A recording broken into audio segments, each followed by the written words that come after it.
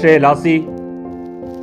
2007 April 14 ലിവർപൂളിലാണ് ഷേ ലാസി ജനിക്കുന്നത്.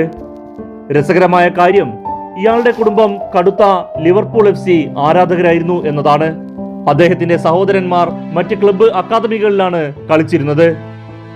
എന്നാൽ ലാസിയിലെ പ്രതിഭയെ ആദ്യം തിരിച്ചറിഞ്ഞത് മാഞ്ചസ്റ്റർ യുണൈറ്റഡിന്റെ സ്കൗട്ടുകളാണ്.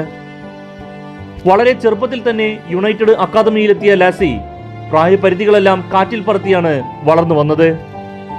അണ്ടർ 12 ടീമിൽ കളിക്കേണ്ട പ്രായത്തിൽ അണ്ടർ 15-ലും അണ്ടർ 16-ൽ കളിക്കേണ്ട സമയത്ത് അണ്ടർ 18-ലും ലാസി പന്ത് തട്ടി.